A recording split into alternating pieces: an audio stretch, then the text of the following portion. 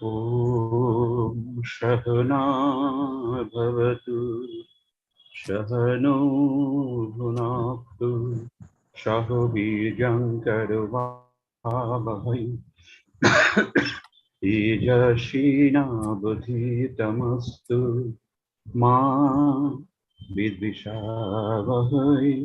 Om Shanti Shanti Shanti. Now তুমি start করো। Okay sir. আমি একটু স্ক্রিনটা শেয়ার করে দিই।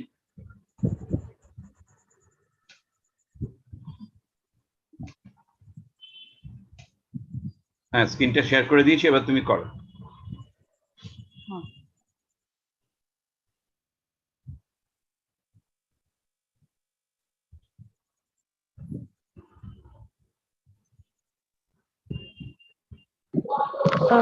Good evening sir. Good evening ma'am.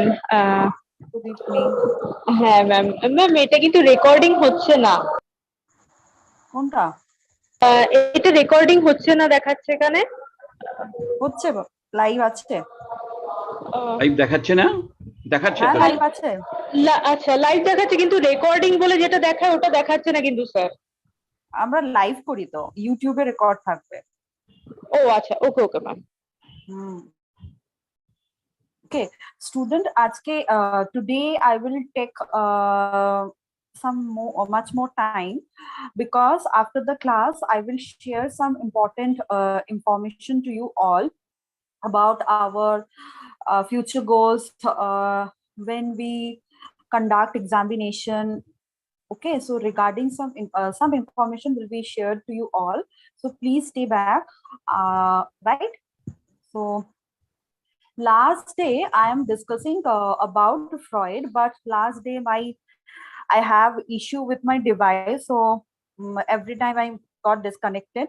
So I am revising the last day's topic also, and adding today's new topic also, right? Okay. One second. Okay. So, acha. So can you tell me what I discussed yesterday's class? जितना भी याद है, যতটা মনে আছে।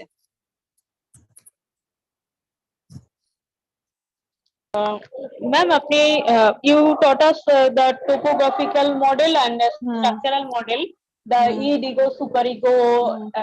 Up to this you discussed, ma'am. So what is structural model? Ma'am, structural model, there was 3 layers: the id, ego and superego. And about it you taught us it is our pleasure principle. About ego you taught it is our reality principle, and about superego you taught that it is our moral principle. Up to this I can remember, ma'am. Okay, very good. So anybody else? Actually, hello. Yes, ma'am. Please proceed. Ma'am, what are you asking? Hello. I Yes, can hear you. Okay, ma'am. So can I say? Yes. So ma'am,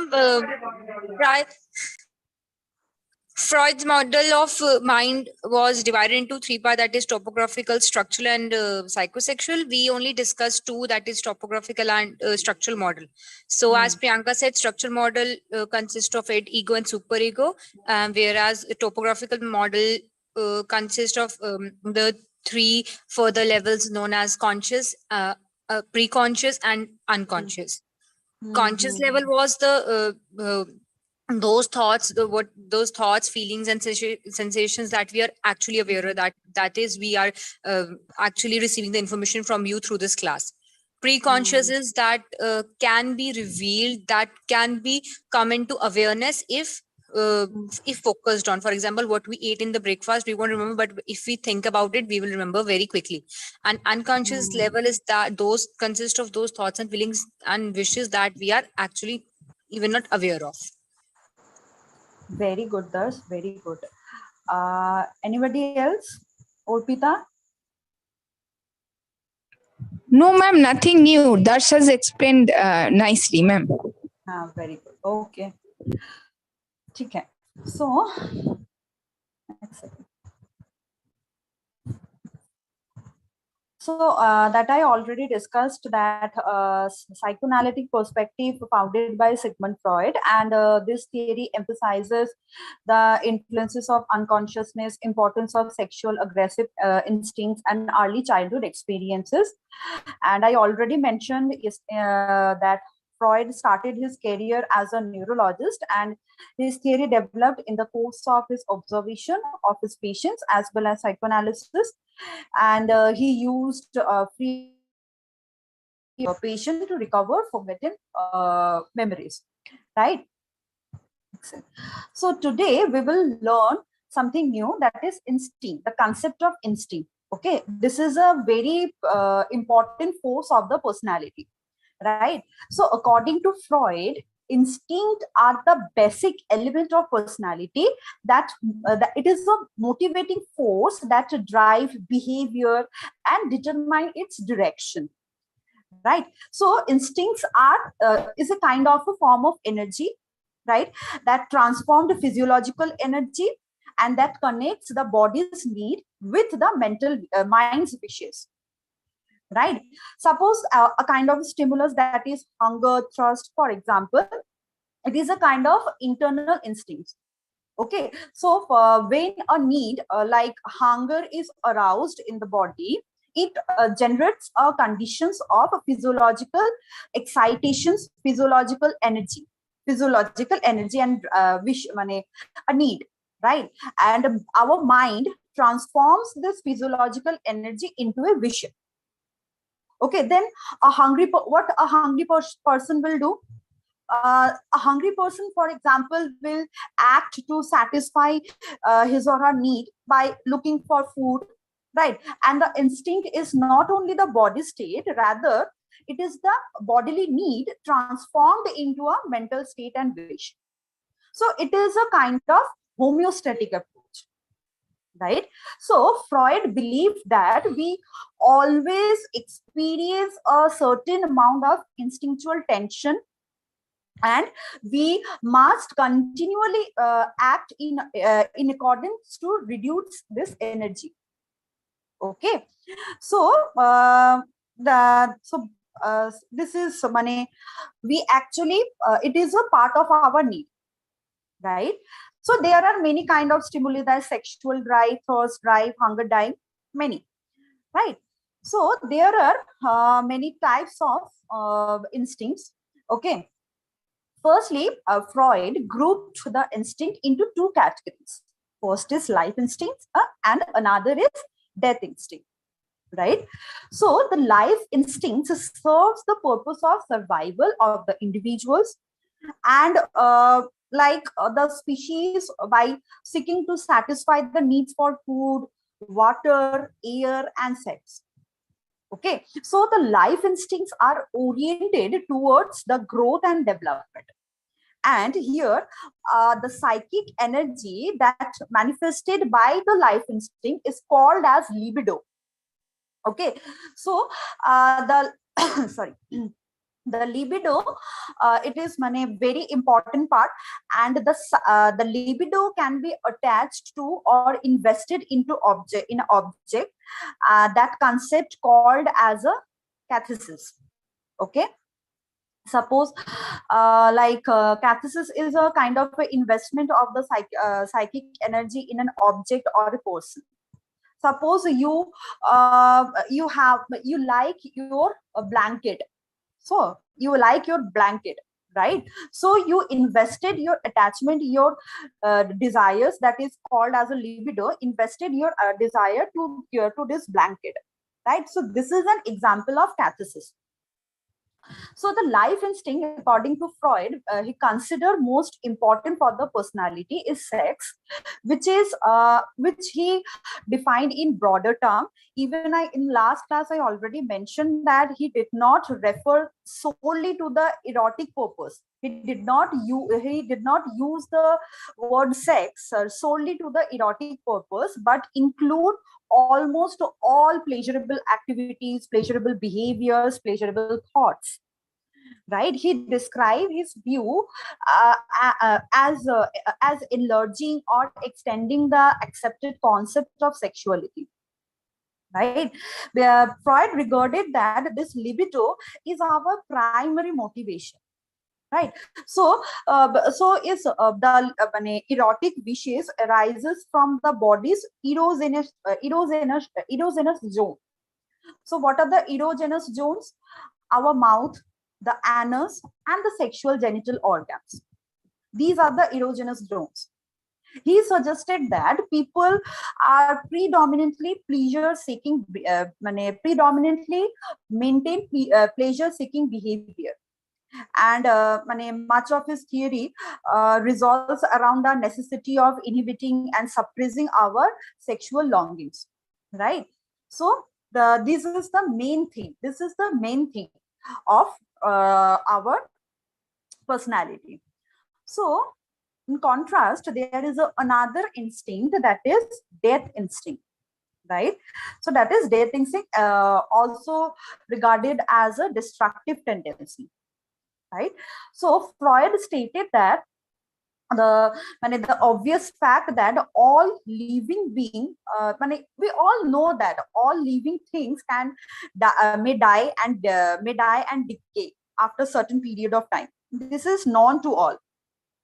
Right, so the one important component of death instinct is aggressive drive. Right, so even Freud mentioned that beside the part of life instinct, Freud proposed that people have an unconscious desire to die. Unconscious desire to die. Then he described as a wish to die turned against the object, turned against objects other than the self. Right, then it is turned as an aggressive drive. Right, the aggressive drive actually compels us to destroy, to kill. Right, suppose if that I already mentioned that in our last class, that if we have our desirable, our loving feeling to a object, we have our aggressive feeling to the similar object also. Right, so these are the two main instincts that Freud mentioned. Right, so any question? No, ma'am. Okay.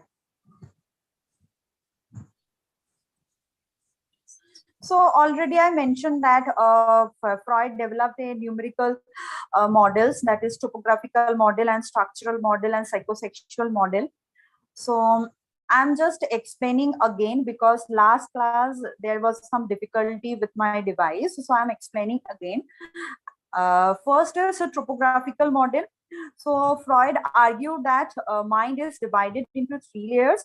Freud discovered that mind is like an iceberg that you can see in the picture also. It is an iceberg and we have limited conscious awareness. Right. So what is our consciousness? Freud believed that conscious mind is all of the things of which a person is aware at any given moment. So you all are attending the class right now. So you are paying your attention consciously at this moment. So this here the consciousness, your conscious level is active.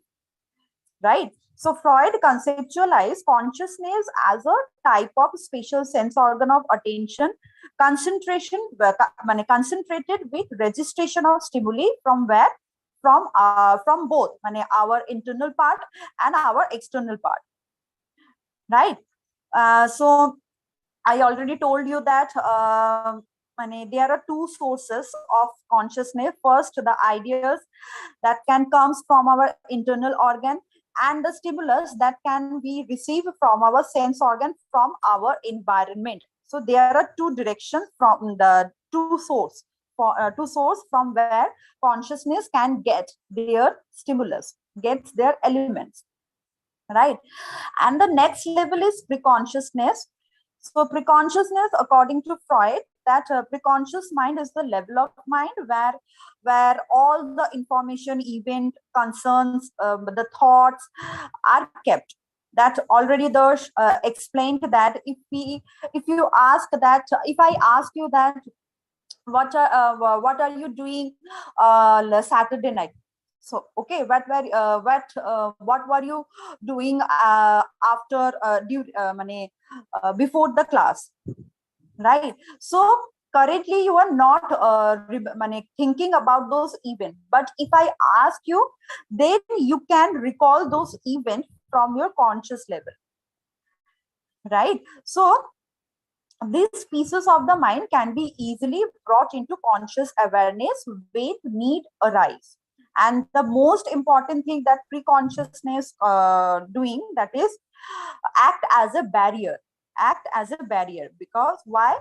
I'm telling you that because we have some unresolved issues, undesirable thoughts, undesirable feelings, undesirable wishes, drives that are kept into unconscious level, and of which we are not aware. Why? Because these are very anxiety provoking, threatening to us, right? If we acknowledge them, that maybe it will produce some guilt, it will produce anxiety, okay, and that may threat our present psyche level, right? So some primitive urges for sex, aggression are kept in our unconscious level, but this undesirable feeling, wishes, thought, drives has more power. They actually wants to come into the conscious level, right? They constantly wants to reach to the conscious level, but it is unacceptable to our conscious level. So they finds variety of ways, okay, to disturb us, right? So they can come in a distorted way, in a disguised way, in our dreams, or Freud called as Freudian slip of the tongue, right? So this kind of mental activity actually very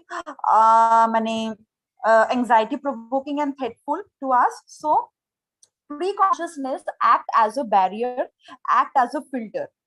Which impulse can come to conscious level and which cannot come to conscious level, right? So very important thing that is maintained by preconscious level, right? And I also mentioned to you that preconscious level actually maintains the pleasure principle, okay. This is that I recapitulate today again. Next is structural model. So structural model, here Freud described that we have mainly three apparatus through which mind can work. First is id, superego. Okay, so but id is the id is completely unconscious, okay, and it is the immoral part of our personality, right? So id and does not, but the id has no awareness of reality. So we may compare the id to a newborn baby who cries, who wave his feet, who wave his hand when it needs, and when the baby's needs are not met, right? So id actually act as a newborn baby, okay. So even id actually id actually maintain wish fulfilling activity, right? So if the only way the id can attempt to satisfy reflex action, and wish fulfilling hallucinatory or fantasy experiences that Freud labeled as a primary process thought. Okay, so id actually maintaining pleasure principle, immediate gratification of its need, and the primary process thought. Okay, so when the biological components or drives are active, the person will feel an increased state of physical tension and physiological, psychological tension that Freud called as a libido. And libido is the instinctual energy that may come into conflict with the demands of the society standards, with the demands of society standards for behavior. And libidinal energy is high, then the goal is to reduce the libidinal energy by fulfilling the drive. Okay, so id actually obey the fulfillment of the drive. Ego has no direct contact with reality. Okay, so it actually represents the inner world of the subjective experience. It has no knowledge of objective reality. Okay, so it actually unable to distinguish between objective reality and subjective perception. It actually seeks immediate gratification of need, which is called, that is primary pleasure principle. And the primary thought process involved, that is forming a mental image of a desired object in order to satisfy the desire for that object. I already gave you the example in last class that if you have a strong desire to have a pizza right now, so it actually try to compel you to have a pizza and leave the class right now, because it doesn't have any knowledge about objective reality. Okay, but there is money, but immediately you can do that. So it can satisfy it. You are not getting your pizza till that time, you can satisfy your desire by forming a image of pizza to satisfy your desire till you are not getting your pizza, right? So this is actually primary process thought. So in that way, it can release his tension, discharge his tension, right? Okay, next is ego. Ego means actually me, I the self. Okay, so ego ego working ego actually connects with reality. And how it develops, the growing child is taught to deal intelligently and rationally with the outside world and develop the power of perception, recognition, judgment, and memory. In the Piaget class, you have already get the knowledge that how a child can develop the rational thinking, how can they form their mental processes. Okay, so a growing child is taught by their parents and authority figure how to deal intelligently and rationally with the outside world and develop the power of perception. Then they can satisfy their need. That is called as a secondary process thought. Right? Okay. So ego actually follows the secondary process. So in secondary process functioning through ego's action of looking for an object in the real world that matches the mental image that is already created by its primary image, right? And a large part of ego's purpose is to delay the demand of the and wait for a appropriate period of time. Okay, so ego must take demand and sorry, ego must take demand and reality of the outside world. So the ego confirms what is known as, what I'm saying, that reality principle. It follows pleasure principle, but ego follows reality principle. So it acts as a executive, as an executive of the personality. Okay, and it acts as a intellect object also. Okay, right.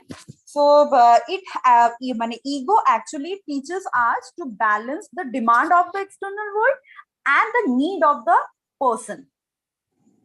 Okay, and ego actually ego does not prevent the id satisfaction, rather it tries to postpone, delay, and redirect its demand, right? Because ego actually perceives the environment and manipulates the environment, manipulates the desire in a practical and realistic manner, right? So that Freud actually compared the relationship between ego and id as a rider on a horse.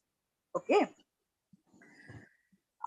so this is so the id maintain a pleasure principle, and ego maintain the pleasure principles. And the last part is that is superego, and it is the internal representation of a parental and societal value, and it is the moral center of the personality, right?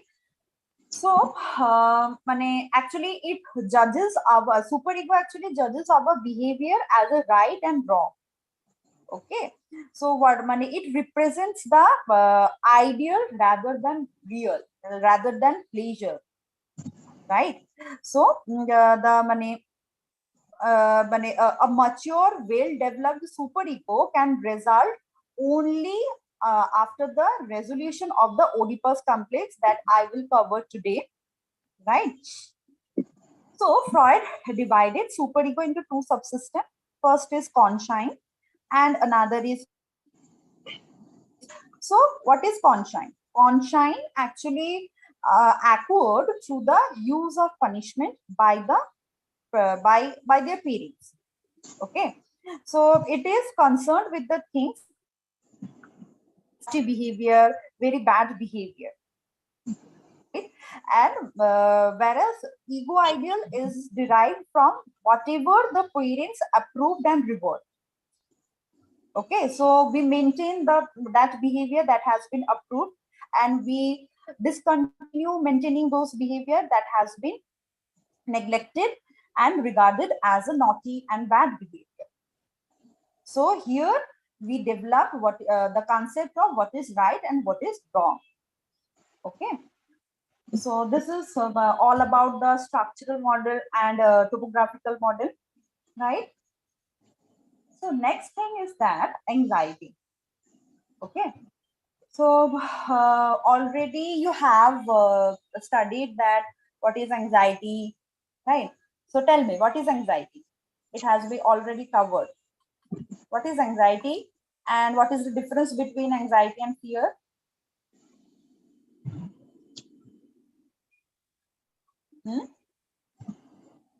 What do you mean by anxiety?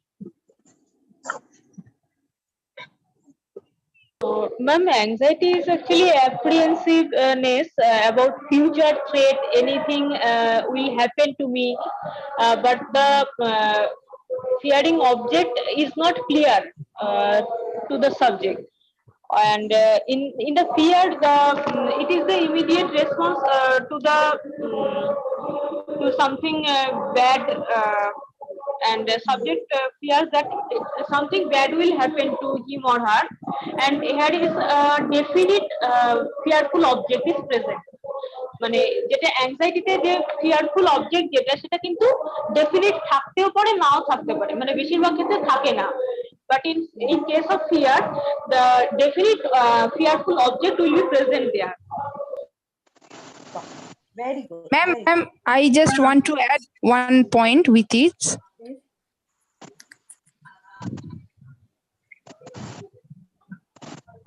Please add. Yeah, actually, I am I audible properly? I can't hear properly the voice now. You are audible. Okay, ma'am.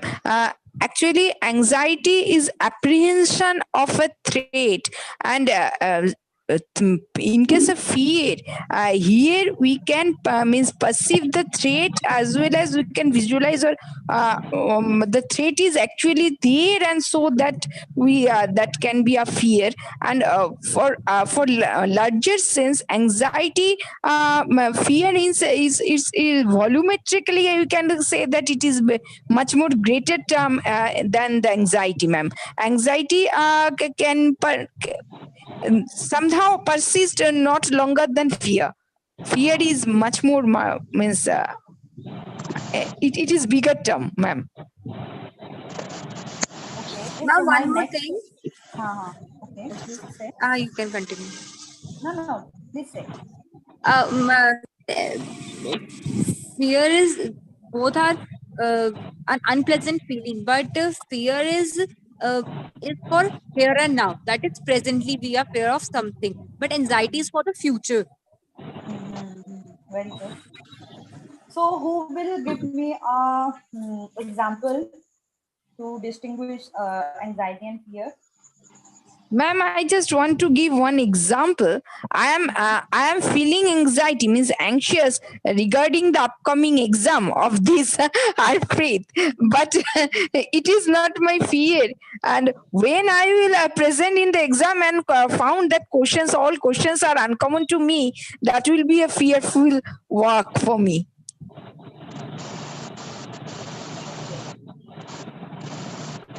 Okay, I am giving you এখানে তো a পরিষ্কার, hello, here it is very clearly written that is objectless.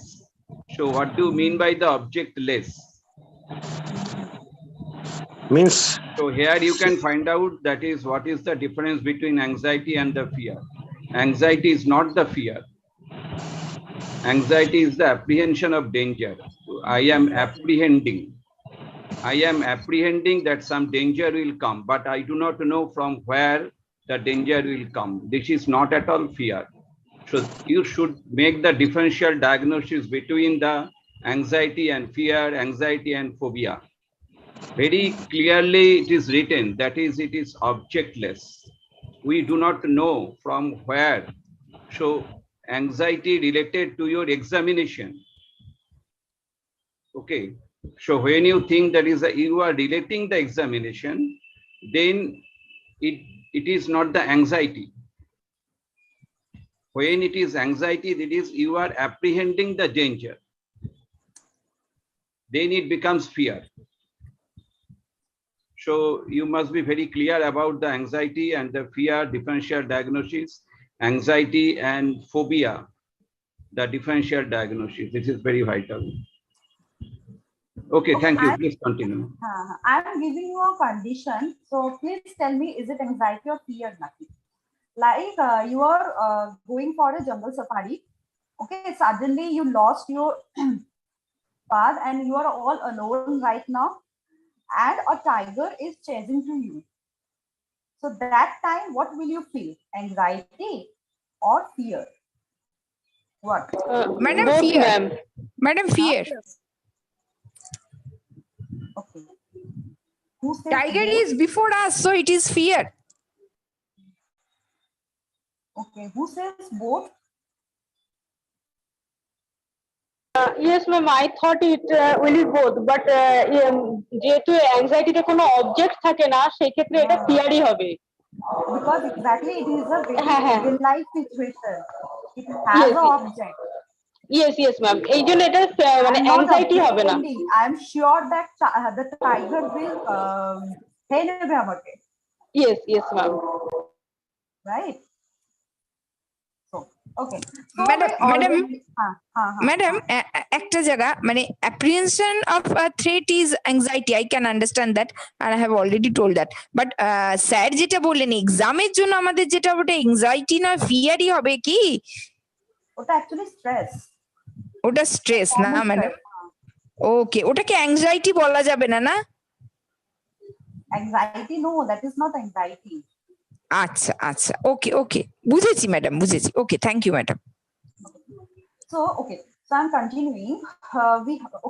So we already have a general idea of what the word anxiety means and how we feel when we are anxious. right? So Freud described anxiety as an objectless fear,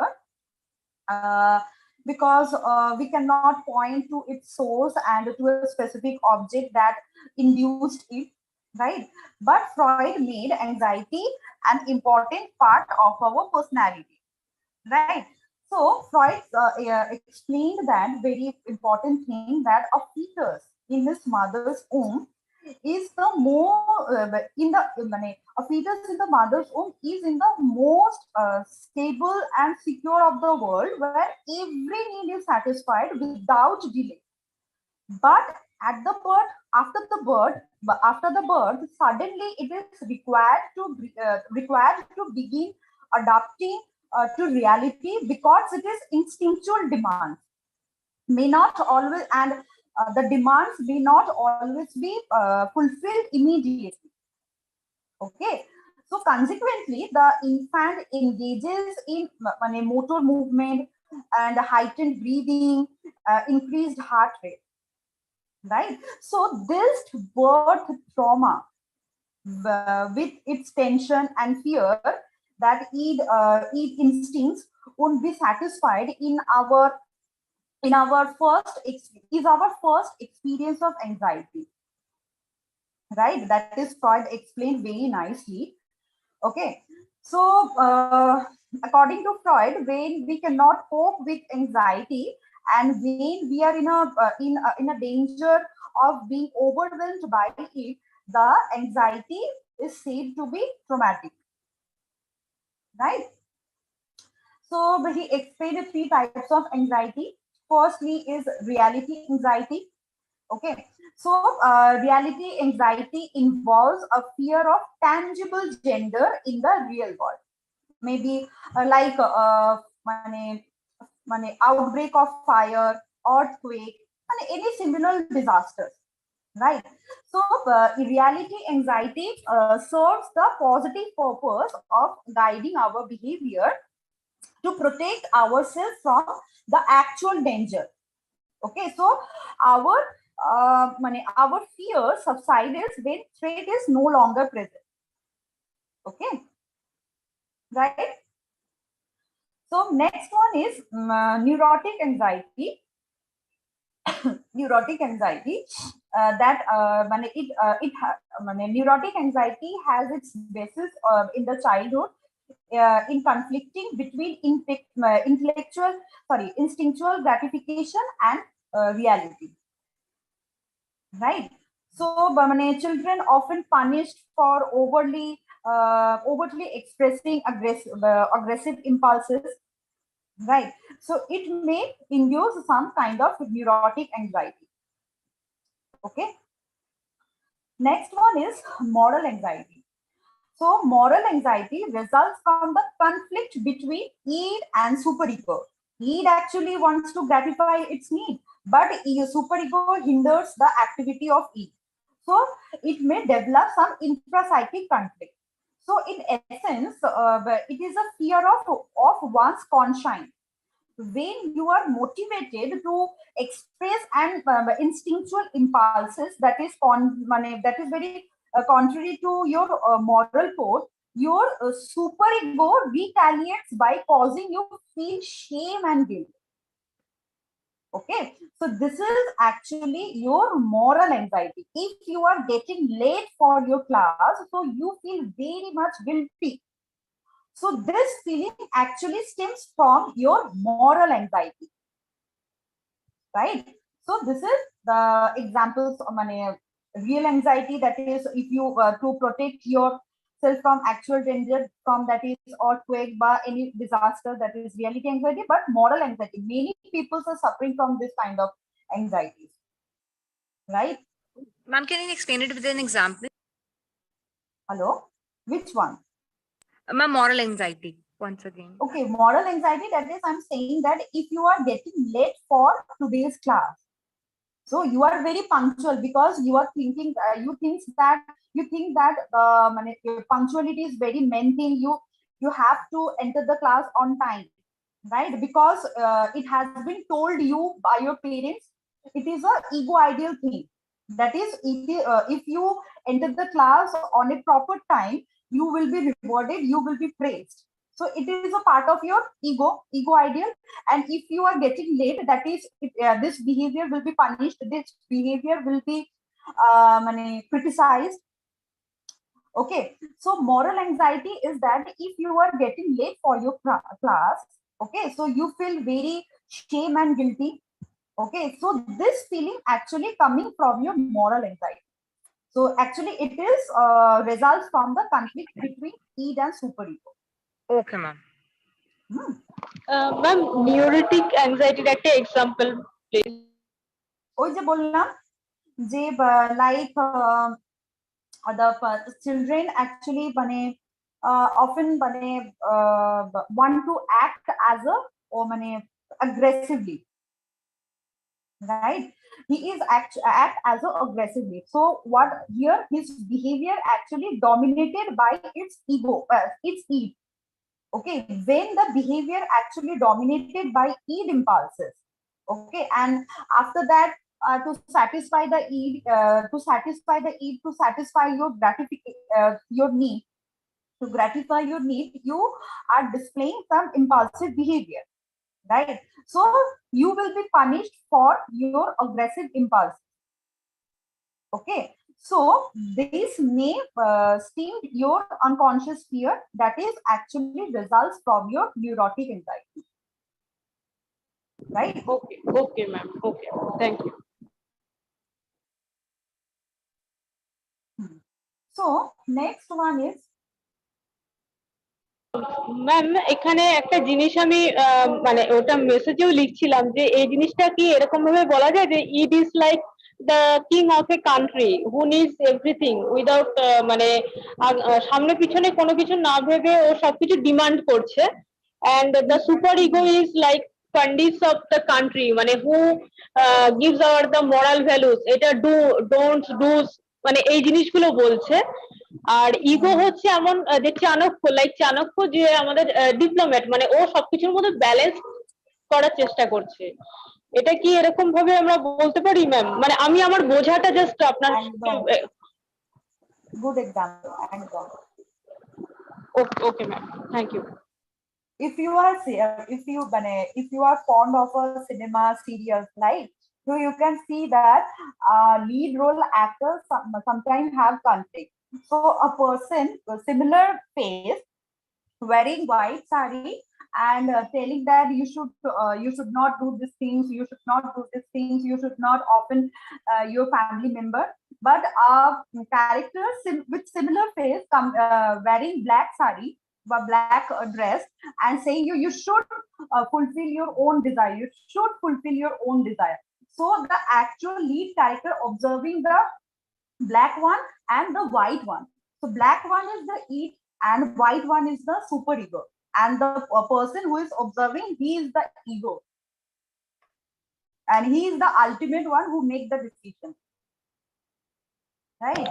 Okay ma'am. Okay. So I'm just noticing that it is my fault. While making the slide defense, I kept a blank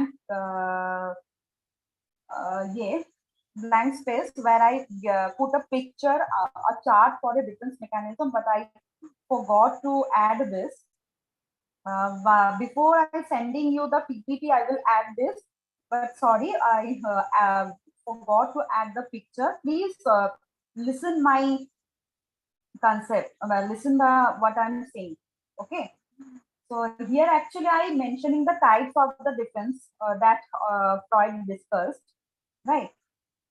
Okay, so defense actually the anxiety, so I'm saying we are discussing about the anxiety, but anxiety is a signal that impending danger and threat to the ego and must be encountered or avoided, right? So defense, Freud believed that the defense must act to some extent to prevent ourselves from anxiety, right? And defense mechanism actually work with the help of our unconscious activity. So you have to discriminate the two terms.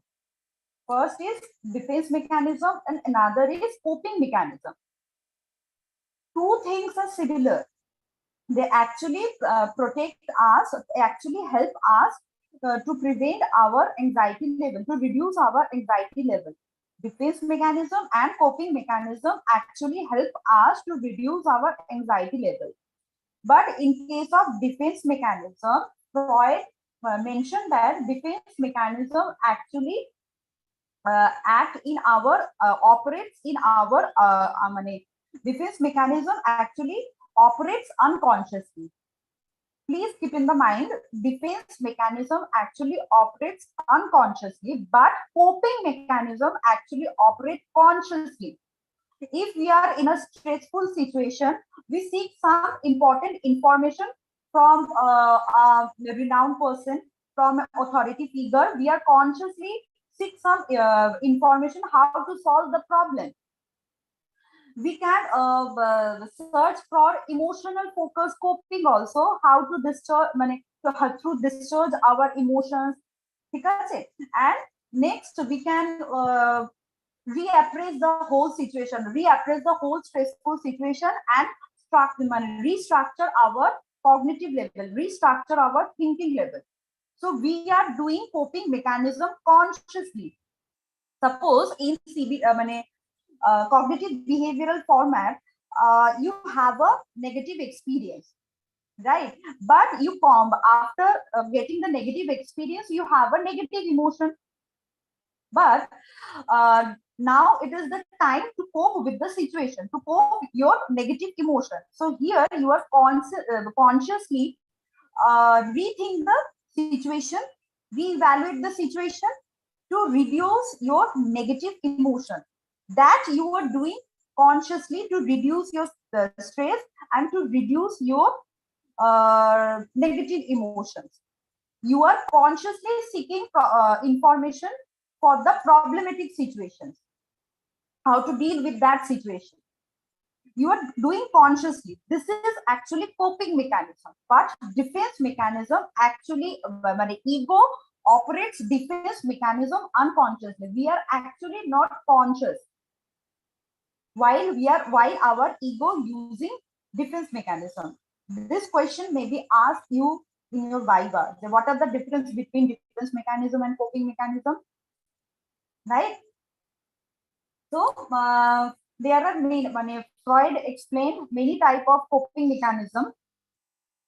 Right? So I'm giving you the picture in a group, so it will be very useful. Just give you some moment. Just give me some moment. I'm just sharing the list.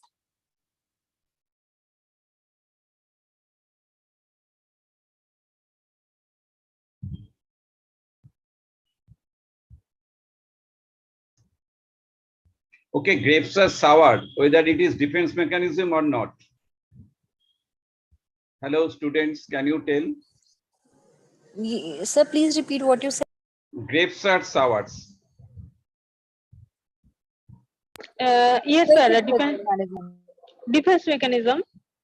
Whether it is unconscious or conscious. Conscious, sir.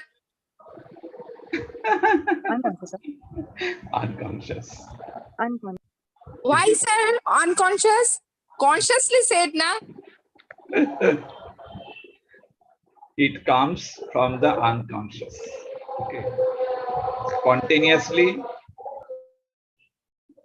the heron said that is a grapes are sour.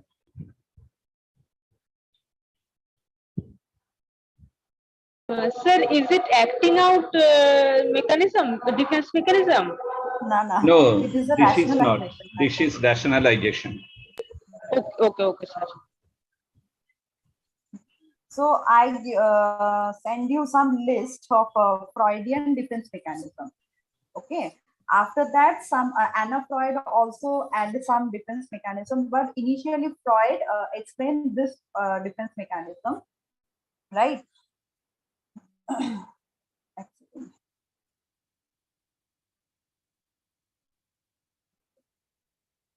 I shared the list in our WhatsApp group. Okay, so first one is repression. Okay, so repression, what is repression? Repression is a involuntary removal of something from conscious awareness. Okay, so it is an unconscious type of forgetting. It is an unconscious type of forgetting. Please remember that it is an unconscious type of forgetting of the existence of something that bring us discomfort or pain, and it is the most fundamental and frequently used defense mechanism. Okay, so this is if you have a very if you experience very traumatic event in your childhood, in your school days, so after several years, if you if you meet your meet your friends, and your friends recalling those events, sometimes you cannot recall those events. अच्छा ये हुआ था, এটা হয়েছিল, আমার তো মনে পড়ছে না, मुझे तो याद नहीं आ रहा. So you can say in that way, that is maybe for repression, because those events are very anxiety provoking, guilt provoking, stress inducing. So those memories, some memories that are very stressful to you, that is very anxiety provoking, guilt provoking, shameful to you. So this type of thing actually repressed into your conscious level, repressed into your conscious level from, sorry, repressed into your unconscious level from conscious level, conscious to unconscious, repressed from conscious to unconscious, the event. Okay, so that is why it is called as an unconscious type of forgetting, right? Next one is very important, very important, that is denial. Okay, so the defense mechanism of denial actually related to some repression also, and it involves denying. For example, suppose parents of a child who has died. So parents may continue to deny the loss by keeping the child's room unchanged. Okay, keeping the child's room unchanged. So it is a concept of denial. Even sometimes a person with terminal disease may deny the existence of that disease, may deny the eminence of the death. Okay, so this is the example of denial. Why we will use? Because even the thought, the experience is very anxiety provoking to me, right? So keep my conscious levels at stable position. Ego operate this defense mechanism unconsciously, right? Next one is reaction formation, and this is also very important, because this defense against or disturbing impulses is to actively express the opposite impulses. It is called of reaction formation. Okay, so this is a reaction formation, and it this kind of defense mechanism actually seen in OCD patients. Okay, suppose they have what is OCD? OCD, O means obsession. Obsessions means having recurrent thought, recurrent intrusive thoughts or urges, and it induce very stress in you in a patient. Okay, so reduce the distress level. We are constantly engaging in a compulsive act, repetitive act, right? So if a impulses disturbing you, if a certain impulses disturbing you, and so you are acting opposite direction to reduce the distress level, to reduce a distress level.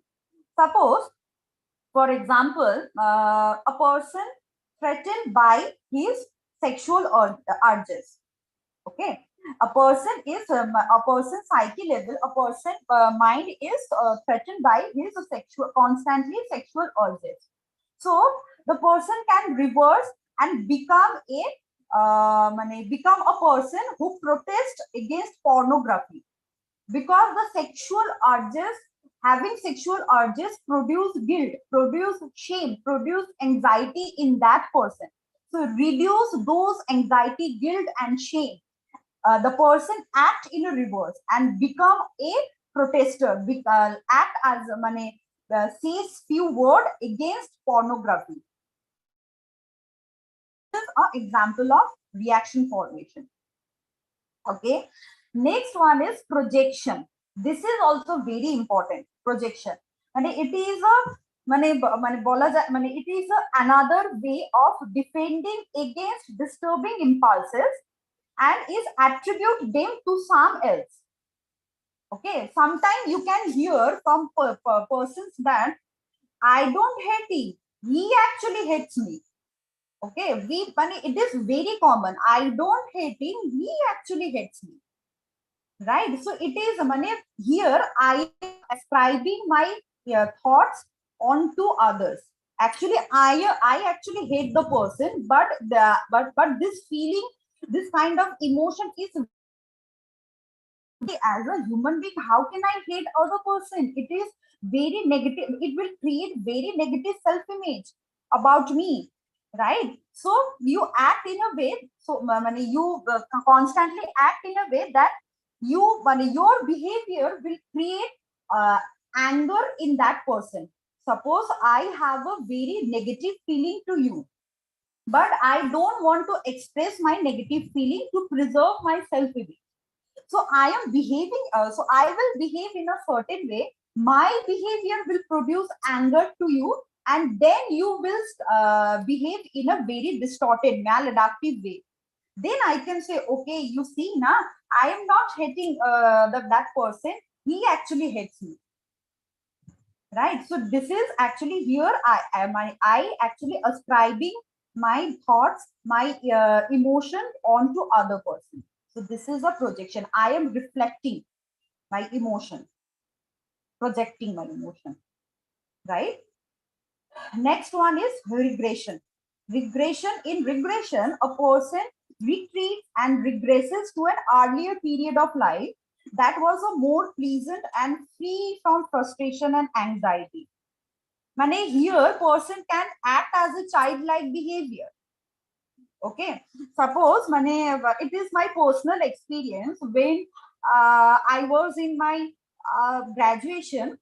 If I have a very stressful day, then I come to home and start to see cartoons. And no money, like in childhood days, I see cartoons and it will give me so much pleasure. So I am regressing my behavior, childlike behavior.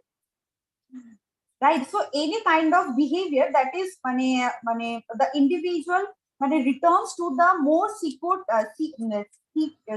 time of the life by manifesting behavior displayed at that time in your childhood, such as childish and dependent behavior. Right, sometimes you keep your head on the lap of your mother. So it is very dependent and childish behavior. So it is kind of act as a, it is kind of an example for regression also, because when you are feeling so much frustration, you are saying your mother, ma আজকে মাথাটা একটু হাত বুলিয়ে দাও না, যেমন ছোটবেলায় দিতে मम्मी मेरे सर पे थोड़ा हाथ रखो ना, जैसे बचपन में देते थे. Like, so you are seeking some childlike behavior and dependent behavior when you are very stressful situation, right? So this is kind of a regression also example. Next one is rationalization. Rationalization is a defense mechanism that involves reinterpreting your behavior to make it seem more rational and acceptable to us. Okay, suppose a person who, so he may rationalize by saying that job was not good, this job is not worthy for me, so job was not a good one anyway, right? So this may sir said na angur fall top. Okay, so this is the example of rationalization. So here you are reinterpreting your behavior to make it seem more rational and acceptable to us, right? Suppose in our daily life we are actually using rationalization money mostly every day. Suppose you are running late, right? And you catch your bus at the last moment. Okay, so then all the passenger actually watching you. You are catching the catching your transport when the transport actually running in. So you are explaining that no, I am not late. Actually bus मेरे time से पहले आ गया. Bus টা আমার আসার আগে এসে গেছে. Okay, আমি তো right time এ এসেছি. मैं तो right time पे ही आया हूँ. Right, so this is actually the example of rationalization. Right. Next one is displacement. It is also very common, displacement. Suppose if an object that satisfies and id impulses is not available, the person may shift the impulse to another object, right? So it is known as displacement. For example, suppose your father who hates his boss, but he is afraid to express his hostility because fear of being punished, fear of being fired. So he may displace his anger onto your mother, onto someone else that is powerless than him. Okay, so displacement is actually I am displacing my aggression onto other person who is very less threatening to me. Okay, so this is the example of the displacement. Another defense mechanism that actually Freud explains, so that is sublimation. Sublimation is whereas displacement involves finding its aid impulses. Okay, so for example,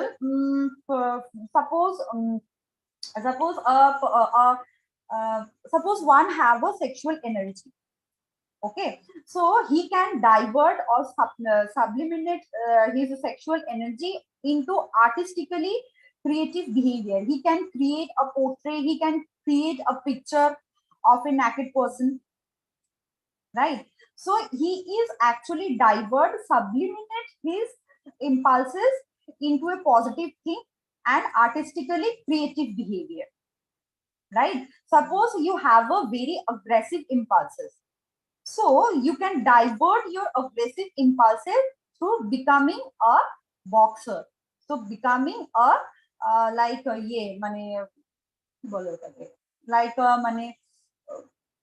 I cannot recall the word. So সার্জেনও তো অনেক সময় হয়ে যায় যাদের খুব bleeding দেখতে ভালো লাগে বা ব্লাড দেখতে ভালো লাগে তারা they become good surgeon also, na ma'am? Yes. Okay, so actually here the negative impulse subliminate into a positive thing, right? So this defense mechanism actually mentioned by Freud initially. Then there are many kind of defense mechanism. Okay, there are many kind of defense mechanism that I will discuss later. Okay, now coming to the next thing, that is psychosexual status, right? So Freud believed that personality develops through a series of childhood stages during which the pleasure-seeking energies of the id become focused on a certain erogenous area. So erogenous area I already mentioned. What are the erogenous area? Our mouth, anus, and genital organs. Right. So according to Freud, from birth on, we have an innate tendency to seek pleasure, especially through physical stimulation and particularly through stimulation of the erogenous zone of the body that are very sensitive to touch, and various body zones that are active as per the stage, and this occurs shift of dominant erogenous zone from one age stage to another, right? An important concept is fixation. If child need at one stage where either undersatisfied or oversatisfied, then fixation can occur, and fixation create problematic patterns of behavior. So every stage has some needs, and if the needs oversatisfied or undersatisfied, then a fixation can be occurred at the particular stage, and it will produce problematic behavior, right?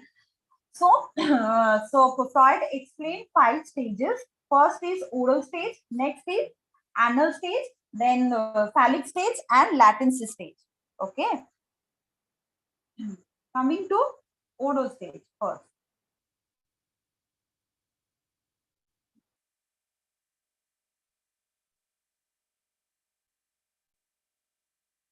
Okay, so each stage is very important, and first 3 stages so money very much important. Okay, so oral stage. Oral stage duration is both to 1 year. So the oral stage is the first stage of psychosexual development, and lasts from birth until some time during the 2nd year of life.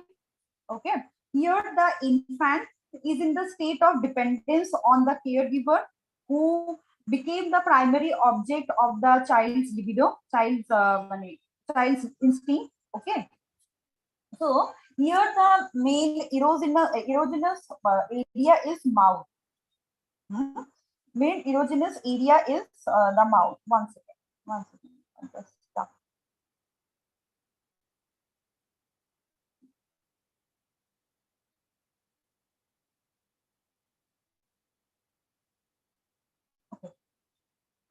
So main erogenous area is mouth. So here the infant's primary source of interaction occurs through the mouth, right? And mouth is primarily centered in the lips, tongue, and other related and others that is related to our oral stage. Okay, so oral sensation includes thirst, hunger, and the pleasurable tactile stimulation evoked from the nipple, right? So here the main Freud explained oral triad consists of the wishes to eat, to sleep, and to reach, and that occurs after the relaxation of oral need. Okay, so here 2 ways of behaving during this stage. First is oral incorporative behavior, and another is oral aggressive behavior, right? So in case of oral incorporative mode, that occurs very first, and it involves the pleasurable stimulation of the mouth by other people and by the food. And if the adult fixated at the oral incorporative stage are excessively concerned with the oral activities, that is drinking, smoking, and kisses. Here, if the person is fixated at oral incorporative behaviors, that is taking the oral stimulation excessively, then the oral activities, then the person will concerned with oral activities, that is eating excessively, drinking, smoking, thumb sucking, etc. So here if as infant they were excessively gratified, then their personality will be predisposed added as a optimism and excessive dependent onto others, right? And the second one is oral aggressive behavior. It also termed as a oral sadistic behavior. It is very painful and frustrating while eruption of the teeth, because as a result of this experience, infant comes to view that the mother with the hatred as well as love. Okay, because after all, she has been responsible for everything in the infant's environment, because infant here is totally depend on the mother, right? So here infant actually does not know how to manage their own needs.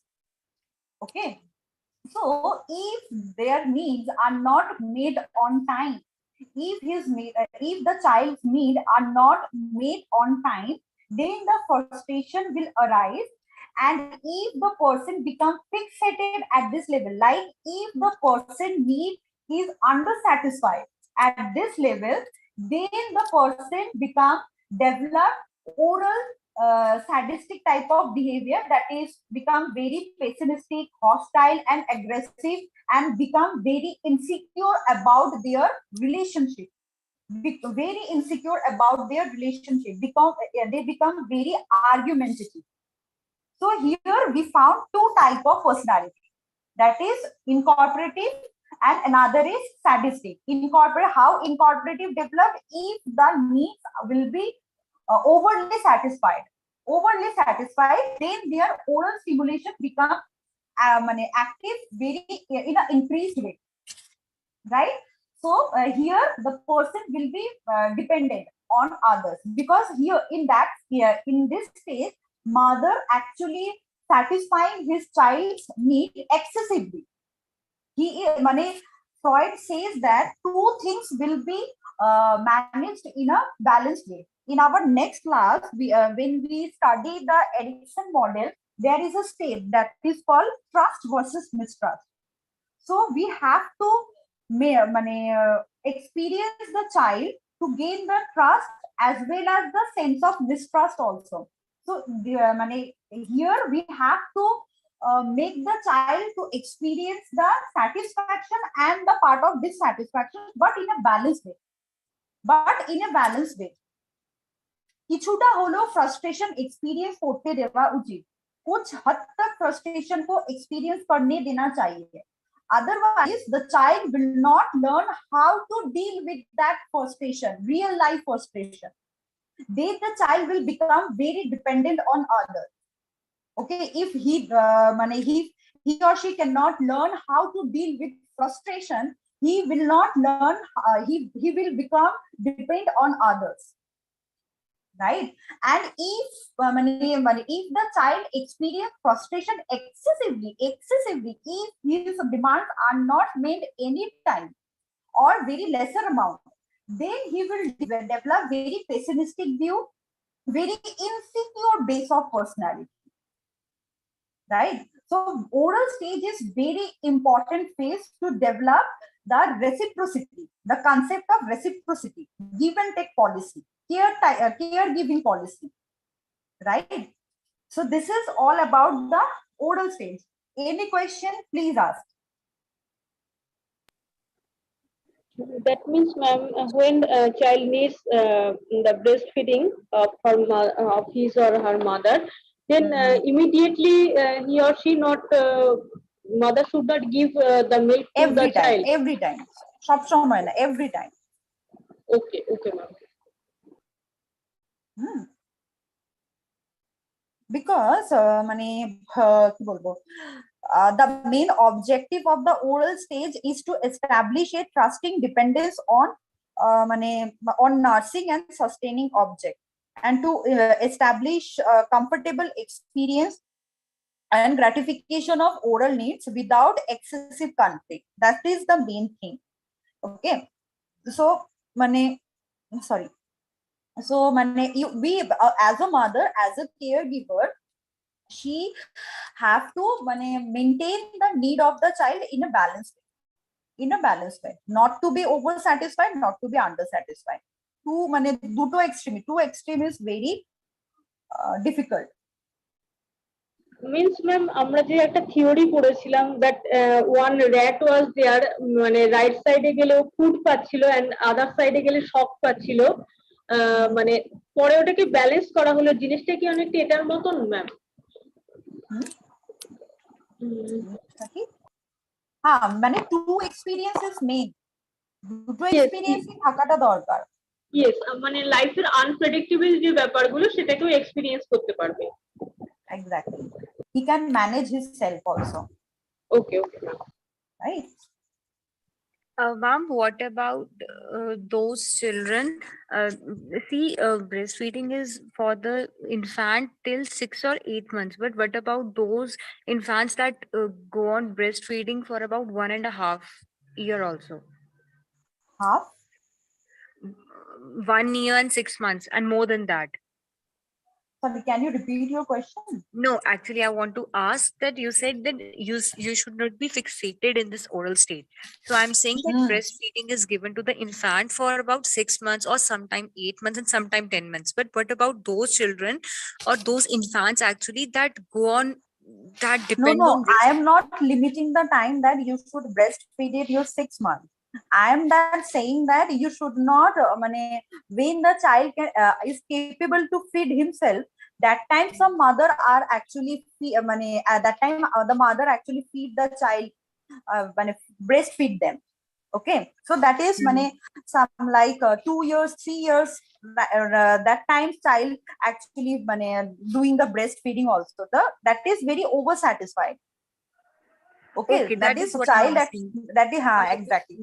Because oral stage is still birth to 1 year, but after 1 year, the still the erogenous area is mouth. They are still dependent on that. That what is I'm asking. So you Okay. are saying that that is over. That is over. Actually, yes, that is over. You are comforting your child excessively. So you are not letting your child to experience the how to. You are not letting your child to experience how to satisfy your own need by your own. At some time, your motor activity actually developing. So here you can feed yourself. But about 6 months, 8 months of you cannot. A child cannot feed himself. So Yes, that time the child has to be fed by their mother, but in a satisfied manner, not very excessively and not very undersatisfied also. Child okay. constantly crying, shouting, half ho ja raha hai, shouting, but mother is not recognizing his need.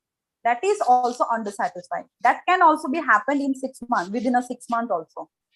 So okay, this is this is over gratification. So that is why when the case what I'm discussing with you is that infant of 1.5 year was crying a lot, so mother didn't feed her on time. So when she started feeding, she bite so intensively that she was bleeding.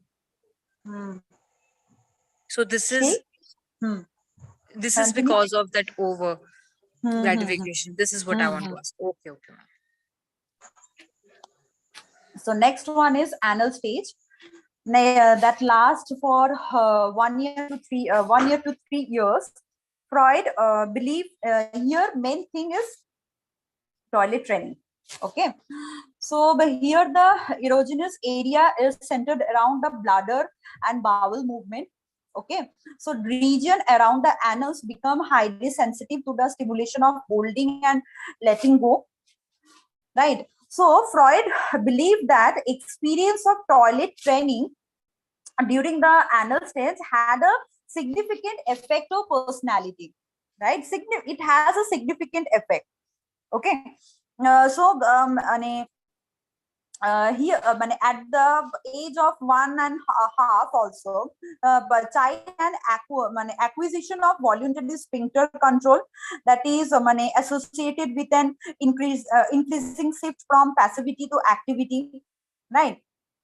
So according to Freud, he believed that success at this age actually depend on the way in which parents approach to toilet training. Okay, so here two type of personality can be developed. First one is anal expulsive personality and another one is anal retentive personality, right? First is anal expulsive and another is anal retentive. So sorry. So here for example, in first part of this stage, it involves pleasure from expulsion of feces, and latter part involves pleasure from retention. So first one is anal expulsion, where child can gain pleasure from expulsion of feces, and latter part is anal retention, where it involves pleasure from retention. But parents who utilize praise, reward for toilet training, and then the positive outcome emerge, and it helps the child to feel capable and productive. But if parents punish his child, and then the parental response can result negative outcome. Okay, so if the parent take very lenient approach, to while training the child, while train the child when to toilet, how to toilet, toilet while, if the child is very lenient, then child learn to enjoy the expulsion approach. If the parents uses very lenient approach while toilet training, then child will learn the pleasure from expulsion of feces. Okay, so the child develops an anal expulsive personality that is very messy, wasteful, and destructive. But if the child is very strict, if the parent is very strict while toilet training his child, so then the child will only learn the retention approach, to retain his feces. Okay, so only the retention approach. Then he develop an anal retentive personality that include rigidity, orderly, and obsessive traits. Okay, because it may be kind of a reaction of frustration. It may be reaction of frustration, right? So even Freud say that a second way, that is anal retention approach, here it produce erotic pleasure also. Retention approach also produce erotic pleasure, because they become more children may become more parents become more concerned if the child goes several days without bowel movement.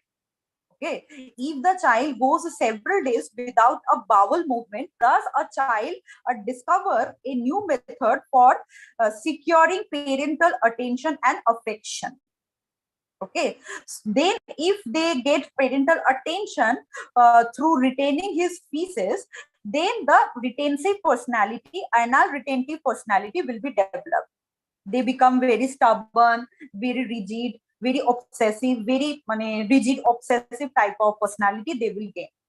So I am again explaining that if the parental approach is very important at this stage, because toilet training has very significant effect on personality development. Okay. So if the parent is very lenient, then child only learn to enjoy from expulsion of feces. Then the child will develop an anal expulsive personality that is very messy and wasteful and destructive. But if the parent is utilizing very strict approach during toilet training, then the child only learn to retain, only learn to control his bowel movement, because to be a perfect, okay, to gain parental attention. Okay, so child only learn retentive approach. Okay, then he developed anal retentive personality that is very rigid and orderly. Okay, so here you can think that that is very good and right principle. If I am saying this is good thing, then you can do it freely. But if I am saying this is a very bad thing, then you are feel very, no, I will not do that. You will be very rigid, very orderly, because this behavior will be punished, right? So here those kind of approach will be developed. You get my point? Any question? No, ma'am. stages are very important. That may help you to understand the case conceptualization. Okay, so if no question, then coming to the next stage, that is phallic stage. So children at the phallic stage display considerable interest in exploring and manipulating the genitals, their own and those of their playmates. So the children become curious about birth and about why they are boys and girls, and why boys have penises and why girls do not. So they are curious about that. Even at this stage, you may see that child may talk about wanting to marry the parent of the opposite sex at this stage, right? So here actually child grow more interested in their genitals. Okay, they begin to discover the difference between male and female. Okay, so actually Freud explained that in this stage, the focus of libido, where pleasure is found, is in the awareness of sexual organ and love and hate relationship with parents. Okay, so here two important concepts Freud explained, that is Oedipus complex in boys and Electra complex in girls. So please listen carefully about the Oedipus complex. Okay. So Oedipus complex describes this feeling of wanting to or to pose Oedipus complex is coming from boys' side. Okay, so Oedipus complex describes those feelings of wanting to possess the mother and desire to replace the father. They are strongly affectionate to their mother, but however the child also fears that will be punished by father, because father is a powerful person, right? So for this feeling and guilt, the Freud explained that child may develop castration anxiety. Child may develop castration anxiety due to fearful response to their father and guilt over that desire to fondness their mother. So Freud explained that the boy can develop a castration anxiety. So what is the castration anxiety? So castration anxiety, there is a actually castration means that a boy may feel that his genital part may be castrated by his father. Okay, if he has very hostile attitude, if he has poses very hostile attitude towards his father, so he will offending his father, then the father will cut off his organ, his genital organ. The father will cut off his genital organ. So this fear termed as a castration anxiety. So you may think that at the age of 3 and 5 years, how a child can think in that way? Freud believed that this type of thinking are not explicitly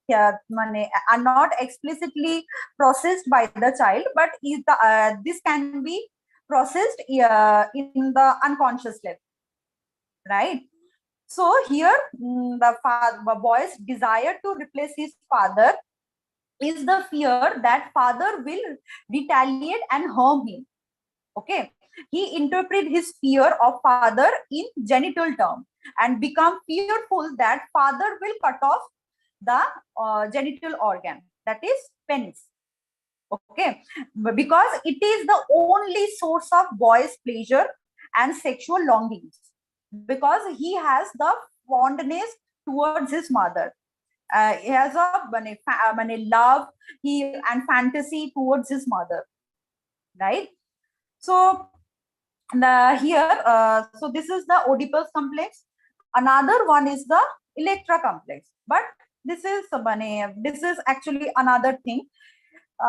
In case of Electra complex, like boys, the girl first object of love is mother, because she is the preliminary source of food, affection, and security in infancy. But during the phallic stage, however, father becomes the girl's new love object. Okay, Freud said that it was because the girl's reaction to her discovery that boys have penis but girls do not. Then the girl started blaming her father, mother, for her inferior condition. Okay, see, the girl may feel that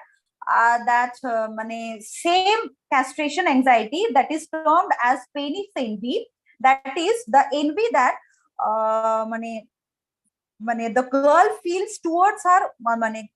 He believes that she has lost her penis, and she believes, the girl believes that she has lost her penis due to her mother. She has lost her penis due to her mother. That is why he started the love affection shifted from mother to father, right? So the girls develops penis envy, a counterpart of boys' castration anxiety. Okay, so she believes that she has lost her penis, so that he fears that he will lose. He believes that he will lose. Father will lose also his. Right. So this is actually the this is actually the Electra complex. You got my point? Ma'am, Yes, we were talking about the Electra complex, no? Hmm. Just explain it once again. Okay. So Electra complex is not the same as the Oedipus complex, right? So in case of Electra complex, initially like boys, girl's first love object is the mother, because he is the primary source of affection, security during the infancy, right? But after that, child, after that girls, however, he develops a new love object, that is that is her father. Because the child blames her mother because he supposedly inferior condition, because she feels that boys have penis, why boys have penis but I'm not having this. So she feels that, the girls feels that he does not possess the she does not possess the penis because of his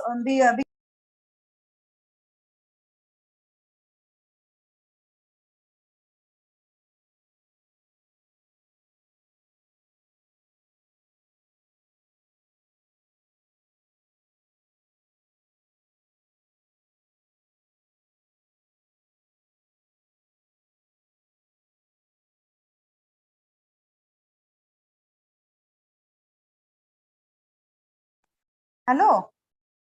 Yes, ma'am. Sorry. Again, I got disconnect. Okay, sorry. So, okay, I'm telling the Electra complex, right? So, so Electra complex, I'm saying that. Okay, so here the girl comes to envy her father and transfer her love to him because he possesses the highly valued sex organ, right? Highly valued sex organ. Because here the girl blames her mother for the inferior condition. Girls blame her mother for inferior condition and consequently comes to love her mother less, because she may have hate the mother for what she imagined that the mother did to her.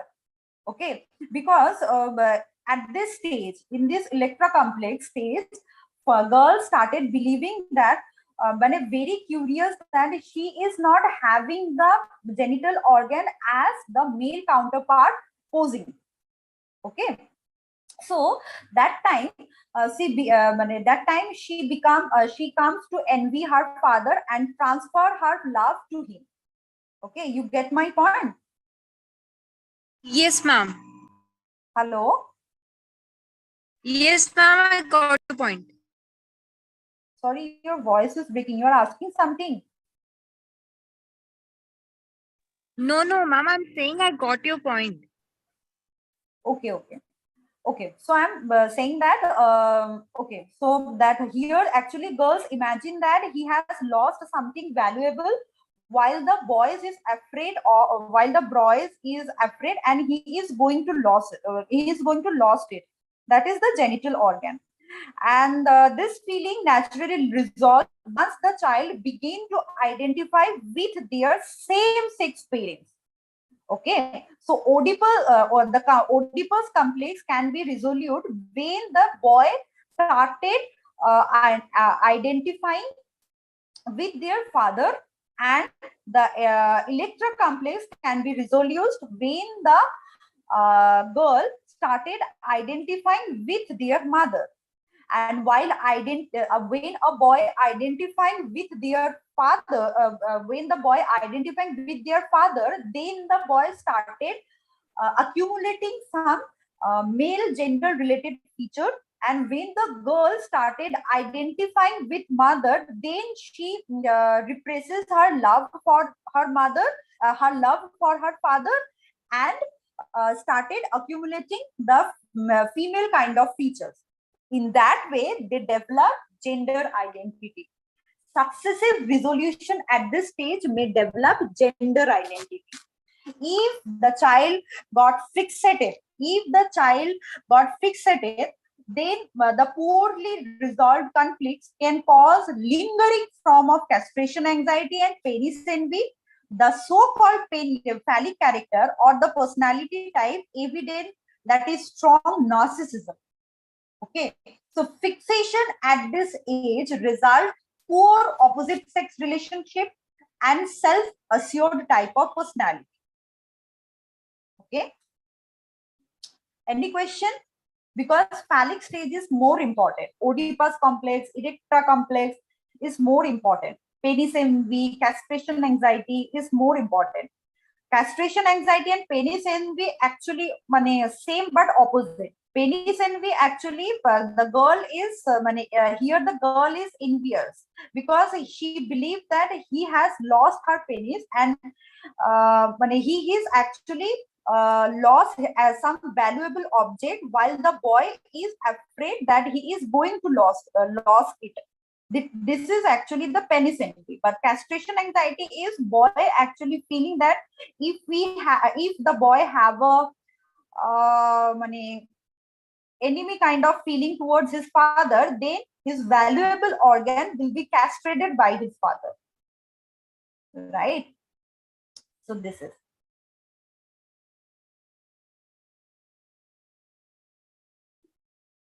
Next one is latency stage, that is from 6 years to puberty.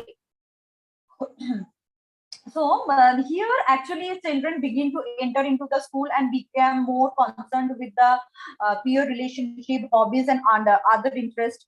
Okay, so for here the latency state, here the sexual instinct is dormant and temporarily sublimate to the sexual activities, not to the typical anal and not to the typical erogenous zone. Here the sexual instinct is temporarily sublimated in the social school activities, social activities, hobbies, sports, and in developing friendship with members of the same sex, right? So this stage is important in the developing social communication skill and self-confidence, right? Next one is genital stage. So the it is here it is last for puberty and beyond.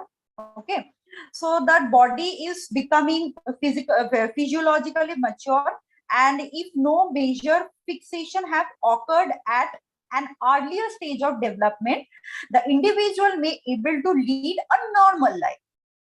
Right. So Freud believed that conflict during this period is less intense than the other stage, that is oral stage, anal stage, and phallic stage. These three stages are very important.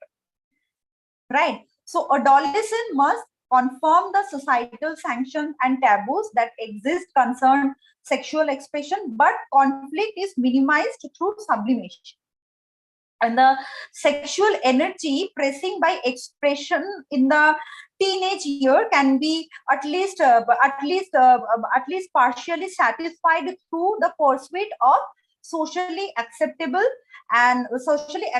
substitute, and later through committed adult relationship with a person of the opposite sex, right?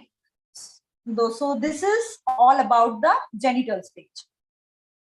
Okay, so any query, any question? No, ma'am. Ma'am, previous slide, please share. No.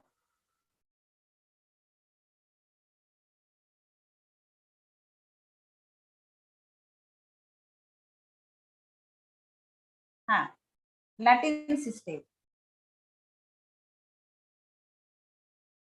Yes, ma'am. আমি এজটা শুধু দেখার ছিল 6 to 10 মানে okay ma'am. Okay. So this is all about Freud. Okay. Freud, psychoanalysis concept. Any question?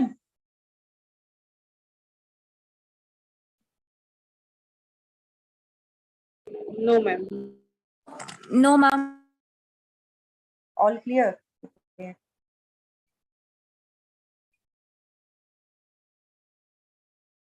Okay. So stop sharing this. So I will assign a task. I will give you some few questions in classroom and WhatsApp group. Okay. And I will give you I'm giving you some books for personality theories. You can read those books, and I will share my PPT. After then I will give you some questions. So please refer those books and my note to answer the question. Okay, I am sharing the books. These are the very good books. One is Feast, and another is Shoes and Shoes. Hall and Lindsay is very good books, but I don't have the soft copy. So I have these books. Okay, for Freud. Even we have learned Bandura, Watson, Skinner, Pavlov. So please refer these books, make your note, and I will give you my PPT tomorrow morning, because I have to add the list of the difference mechanism. So after adding this, I will surely give you the PPT, and then I will give you some questions. You have to complete those questions. I will give you the word limit also, and you have assignment. From today's class, I will assign weekly assignment. I will give you weekly assignment, and you have to submit assignment weekly within a time period, because you have a internal assessment on that. 40% you will get from the internal assessment, right? 40%. মনে রাখবে, याद रखना 40%, right? Ma'am, we have to answer those in the soft copy, na ma'am? হাতে লিখলেও ভালো। আচ্ছা, okay ma'am. Right? আচ্ছা, you have finalize your proposals.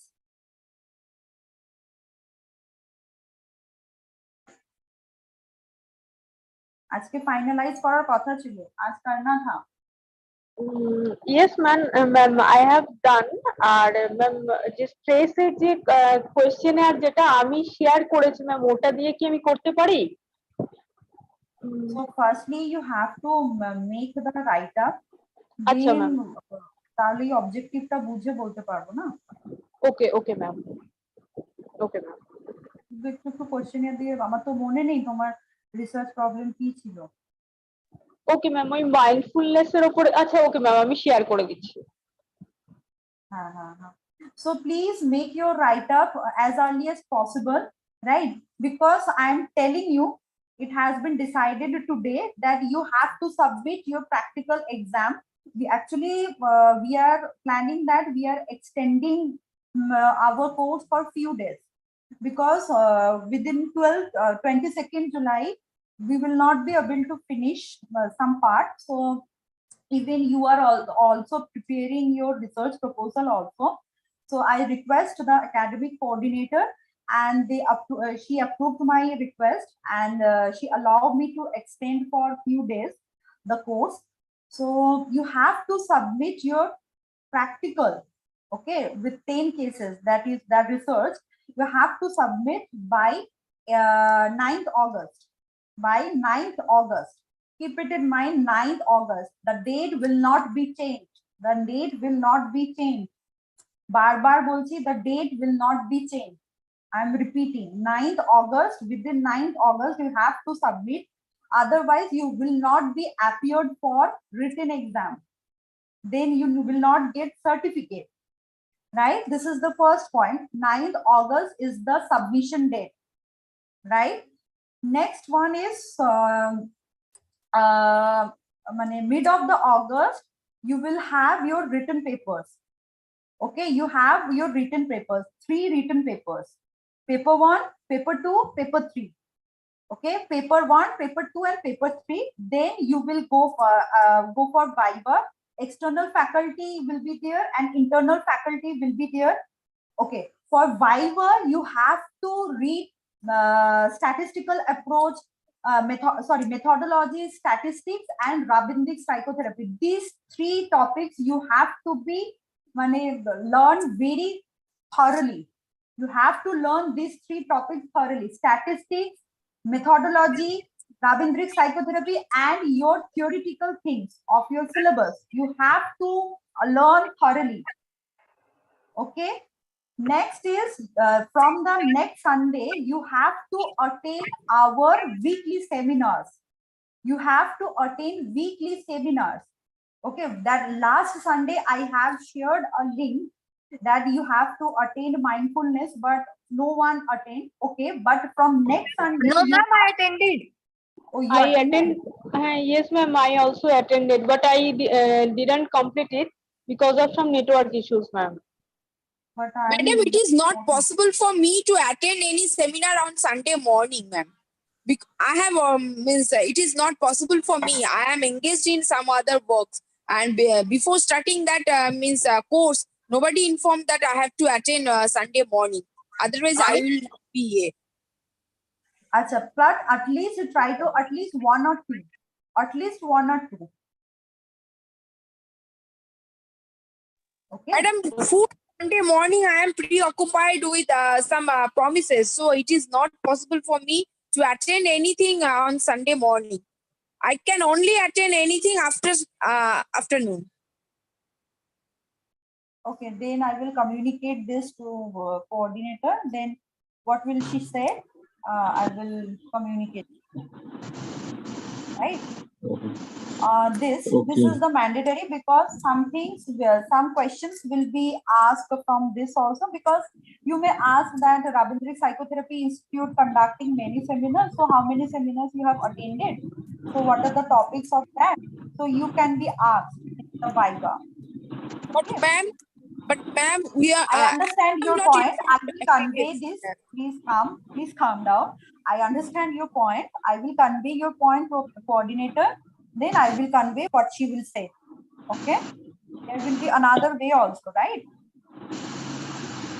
Ma'am, about statistics, methodology, and Rabindic psychotherapy. Rabindic psychotherapy will be taught by sir. Acha, ma'am, statistics it is also and in our syllabus also. Okay, ma'am, and statistics and methodology. মানে আমার আর অনেক sir আমাদের যেগুলো যেগুলো পড়িয়েছেন শুধু সেটুকুই নাকি তার বাইরেও স্ট্যাটিস্টিক্স তো প্রচুর বড় জিনিস মানে আমরা একটা কাজ করো, you can subscribe, you all can subscribe our channel, that is RPRIT. I am giving you the link. Okay, please subscribe the channel, then you will get many statistical classes and methodology classes যখন free হবে before the exam. You please please watch the videos and you will get immense knowledge. But ma'am, মানে everyday not possible for me to follow this, মানে everyday বলছি না তো, আমি তো free টাইমে বলছি। হ্যাঁ ম্যাম, মানে যদি একটু স্পেসিফিক্যালি আমাদের বলে দেন, মানে বিশেষ করে আমার কথা বলতে পারি যে আমাদের এক্সাম রিলেটেড যে জায়গাগুলো থাকবে সিলেবাসের মধ্যে, সেটা যদি কোন কোন সেই লিঙ্কগুলো যদি আমাদের একটু প্রোভাইড করেন ম্যাম। ওরকম ভাবে তো কিছু লিংক হয় না, স্ট্যাটিস্টিক্স আর ভেরি ব্রড এরিয়া। আমি একটু বলে নিই, statistics is a very broad area, ঠিক আছে? So suppose that so because you are doing a research also, right? So for research purpose, you have to maintain methodology, you have to do statistics, some descriptive or some inferential statistic. Descriptive to thakbe, descriptive will be there, but maybe if there is a scope of inferential, that will be applied. Correlational statistics will be applied if there is any scope, right? So you have to clear idea what is statistics, what is parameter, what are the types of statistics, what is sample, what is population, right? What is mean difference, what is t-test, what is ANOVA. Because you are doing research, okay? You are doing research, right? So you have to have a clear idea about the statistics, right? Next is methodology, because for doing a research, you have to clear concept about methodology, right? Some you will get a question that what is hypothesis, what is problem, what is problem, right? So you will get this kind of question.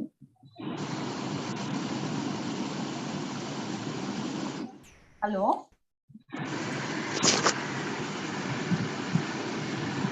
Yes, ma'am.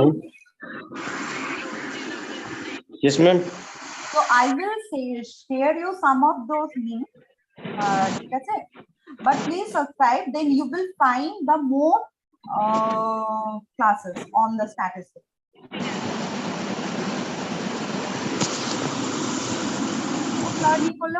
Because it is a very from first class it's already mentioned this is a research institute, so you have to have a clear picture of research also. You have to gain a practical knowledge, because tele-mental health counseling is a practical course, not a theoretical based course. Counseling is a practical oriented thing. Yes. Right. And you are doing this course from a research institute, so you have to a clear picture of the research also. So that is why we are giving you an internship on the research. So that is why we are converting the 10 case submission with the help of research purpose. We are doing the research with your concern. আমরা তোমাদের থেকে কনসার্নটা নিয়েছি, consent নিয়েই তারপর নাকি ইয়ে করবো। হ্যাঁ।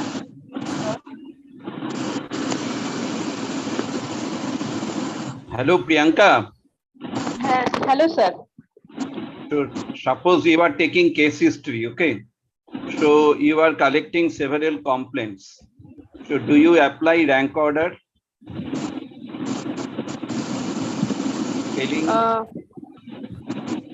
Yes or no? Yes, sir. So this measurement scale, the knowledge of the measurement scale is vital. Okay. Okay, sir. The second point, when you are making the differential diagnosis, for example, anxiety and the phobia, so do you apply any statistics or not? If yes, then which measurement scale you are applying?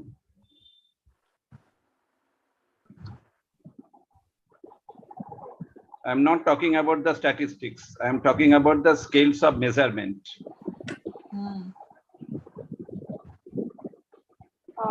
Anxiety.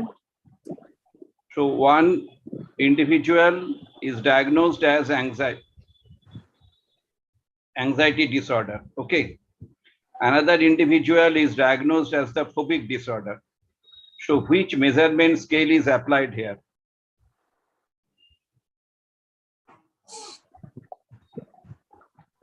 দেখতে হবে sir, এটা আমি চারটে scale আছে, ওটা দিয়ে ভাবতে হবে।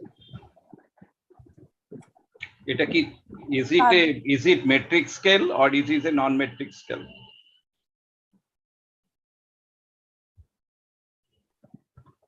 দেখতে হবে স্যার। আমি This is a categorical data. Okay.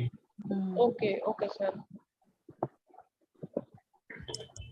So when you are preparing the checklist, how do you prepare the checklist? When you want to prepare the checklist, then which measurement scales you will apply? So these are the important issues you are supposed to know. Okay. For example, you are dealing with the telemental health counseling. So in telemental health counseling, your function is to explore the conflict zones of the client. How do you explore? So which statistics you can apply? All those issues are very, very important. So these statistics does not mean the mortality rate. Okay. These statistics is not the normal probability distribution. It is very, very simple. You are using some questionnaire. You are using some checklist. So which statistics you are applying? So that is important. You have to understand all of them. Therefore, we have created almost 82 videos. RPRIT has created almost 82 videos on psychometrics issue. So when you get chance, please you follow, then you can understand, because all the videos are classroom video, so there will be no problem at all. Lot of the student interactions are there, so I think there will be no problem. Okay. Okay sir, thank you. I'll follow them. Yes, the statistics is part and parcel. Statistics and psychometrics, there is a difference. You have to find out. It is the measurement of psychological function or mental function. So when we are measuring the psychological function, then we are applying the psychometric tools, the questionnaire, the checklist, or the performance test, everything is based upon the psychological tools. So please learn it. Okay sir. Okay, thank you sir. Okay. The next important thing. Ma'am, one request, ma'am. If possible, as you are sharing the PDF books, if possible, ma'am, on statistics, if you share any book in PDF form, we can read this, and we will all have statistics book, but this is a hard copy. Them like AK Singh, Dasan Das and all. These are my hard copy. Yes, We have yes, PDF. ma'am. AK Singh I had, but this is vast. Mane now. Yes, vast yes. তো মানে short term কিছু নেই হয় না বাবা। একদম right, ma'am. But time is so limited now, ma'am. That's why mane I am facing this problem, ma'am. Nothing else, ma'am. এটা একটা ব্যাপার। আচ্ছা, ঠিক আছে। Next thing is the attendance. So attendance is very important thing. So if you I'm saying that if you are not attending any class, okay, you can go for YouTube if you are rethink about প্রথম থেকে যদি শুনতে হয়, নতুন করে যদি শুনতে হয়, फिर से अगर सुनना हो, so you can go for a YouTube class. But if no one is attending the class, this is not the responsibility of the faculty to provide you the link. Because if I am providing the YouTube link because you are not attending the class for any reason, that means I am rewarding your absenteeism, right? So I am, as a teacher, I am rewarding your absenteeism. You know na Skinner class. से बने कोनो behaviour के if किसी भी behaviour को अगर मैं reward करती रहूं, ब्राइब करती रहूं, तो वो बिहेवियर कंडीशन हो जाता है, right? So next time I will not give the YouTube link. You already have some link, okay?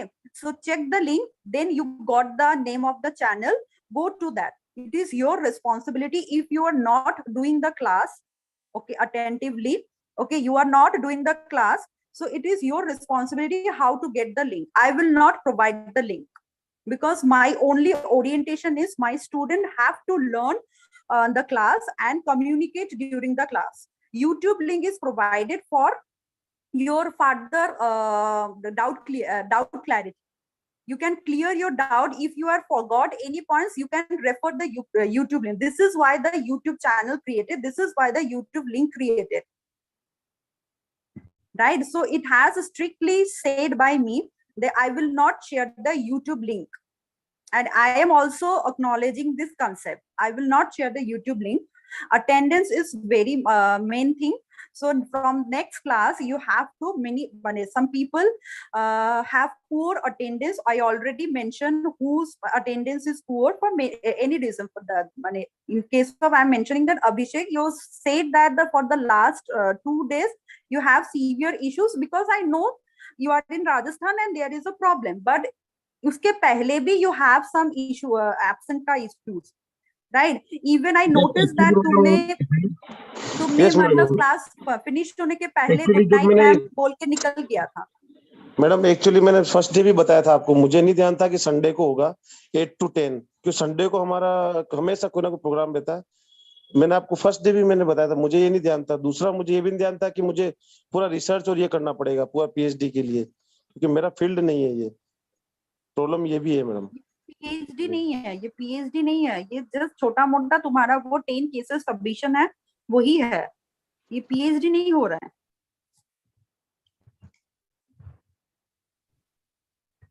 Statistics does not mean PhD. Okay. Exactly. Statistics is the part of life. When you were cooking rice, at that time you are also following the statistics. Okay. Statistics is not the PhD. PhD requires measurement, PhD requires inference. Therefore, they are applying statistics. Statistics is not controlling your theory. Your theory is your theory. You have to justify by using the statistics. Otherwise, nobody will accept your diagnosis. People will not accept your diagnosis. When you want to be the counselor, people may challenge you. Other psychologists, other clinical psychologists, they can challenge you. Then how do you prove that is you are correct?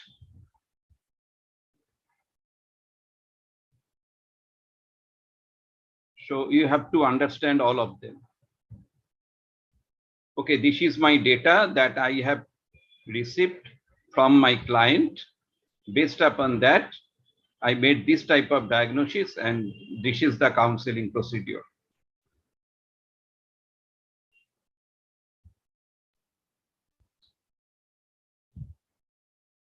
So learn it, learn all those things. It takes time, but learn. And this is a research institute. Therefore, I am not telling you that is you do the PhD now. I'm not telling you anything, but what Madam has pointed out very clearly, that is, if you want to be the telemental health counselor, you should have some knowledge about the psychometrics, about minimum level of statistics, research methodology, Ravindic psychotherapy, and other psychotherapies also. Because during the interview, during the viva voce, the external professors, they are asking this type of question. So you are supposed to answer to them.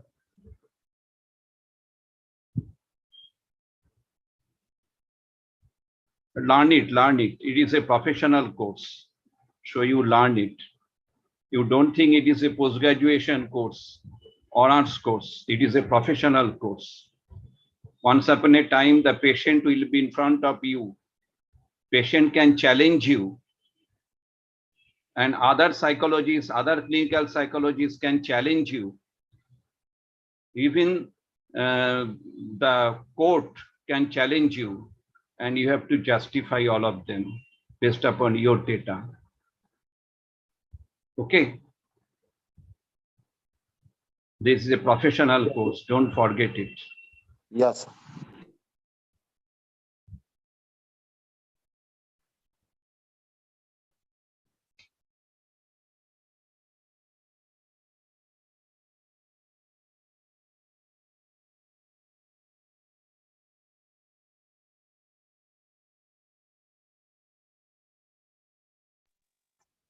So, any question?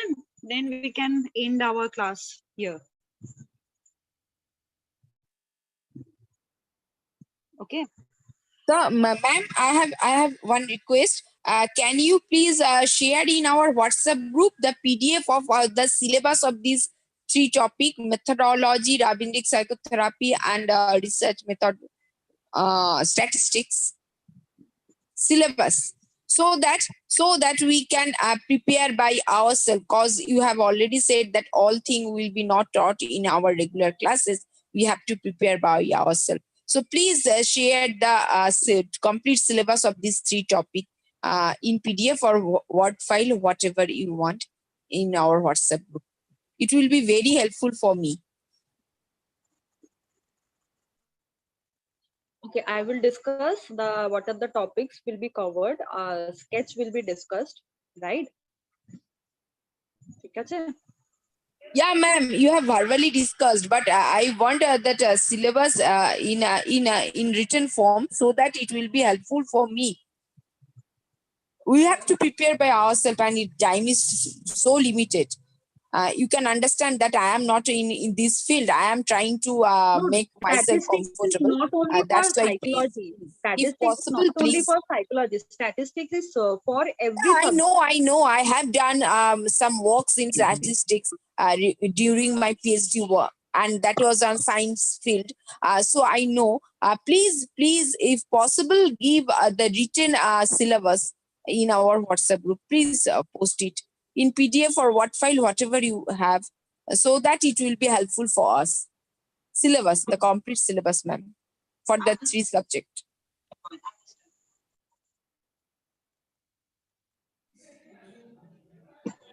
Anything else? Shrishi ma'am, I too want to say something. Ma'am, the same thing what Dr. Arpita said, that please share that, because statistics, as you say, the statistics we have to do, it includes sampling, then types of sampling, the ANOVA, the tests, the parametric or non-parametric it includes a lot of statistics what we have learned. So if you will just give us the topics, the number of topics or the syllabus, so it will be easy to do those particular topics for Viva. Understand. Okay. Okay. Yes, ma'am. It will be very helpful for us. Thank you, ma'am. I understand. I understand the conscious view. Okay.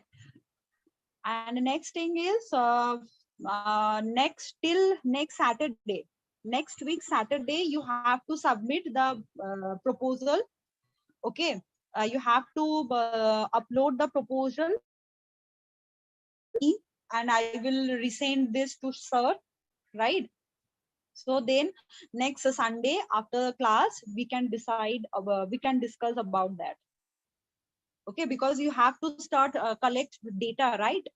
So please submit. Okay, ma'am. Please, I have already shared how to write a research proposal. So please write the research proposal. Already you have made a sketch. Already you sketched the research proposal. Some areas have to be modified, and I expect you have modified already, right? So please, otherwise you will not get enough time to collect data and further things. Okay. Yes, Okay, ma'am. Okay, ma'am. Okay, Sure. Okay. And good night. Yes, ma'am. Good Okay. night, Thank ma'am. you, ma'am. Thank you, sir. Okay, good night, everybody.